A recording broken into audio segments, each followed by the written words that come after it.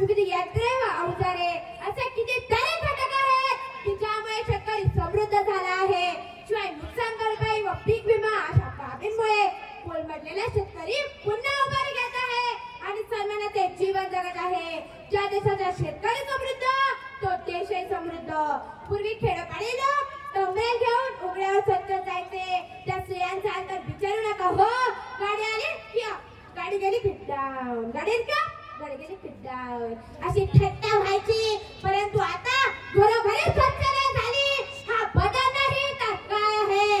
भारतभर रेल्वेचे जाळे पसरलेले आहे. त्यातल्या त्यात तण सोयीस्कर होण्यासाठी वंदे भारत ही अत्याधुनिक सेवा देणारी रेल्वे आपल्या जिल्ह्यातून धावते आहे. अभिमानाची बाब म्हणजे या रेल्वेची चालक कल्पना धनवट ही एक मराठमोळी स्त्री आहे.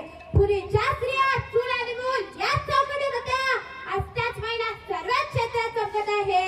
म्हणूनच मला म्हणावेसे वाटते की भारताची वाटचाल हा सत्तेकडेच होत आहे. अहो ते चालता येणार नाही असे रस्ते होते त्यांचे रूपांतर जागतिक दर्जाच्या महामार्गात झाले आहे. समृद्धी महामार्गाने तर रेल्वेपेक्षाही कमी वेळेत लांबचा प्रवास गाठणे शक्य झाले आहे.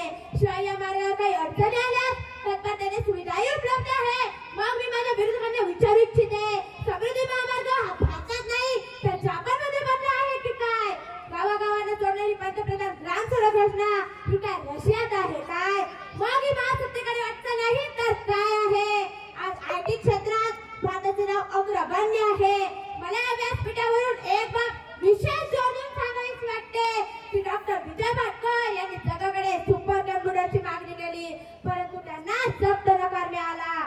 त्यांनी तो नकार पचवत भारतात स्वतःचे सुपर कॉम्प्युटर तयार केले आणि आज भारत आयटी हब म्हणून ओळखले जातो. मग ही जागतिक महासत्तेकडे वाटचाल नाही का हो? कोविड-19च्या महाकाराक्षात समस्त मानवजातील व्यंगृत गुन्हे पाहत असताना भारताने स्वतःची जागतिक दर्जाची लस तयार करून या महामारीशी झुंज दिली.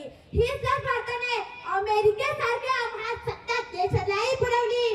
मग हा महासत्तेचा सबळ पुरावा नाही तर काय आहे? तरी देखील माझ्या प्रतिस्पर्धींना माझा भारत अप्रगत वाटत असेल तर ते त्याचे दुर्दैव आहे. कारण ऑपरेशन दृष्टीचे होऊ शकते दृष्टिकोनाचे नाही. त्यांच्या नजरेत जशी दृष्टी तशी सृष्टी.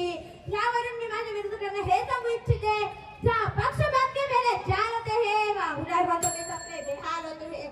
जा पक्षपात के मेरे जाल होते हैं वहाँ हुनरमंदों के सपने बेहाल होते हैं. वो मुल्क कभी तरक्की नहीं कर सकता जाके वजीर दलाल होते हैं जाके वजीर दलाल होते हैं.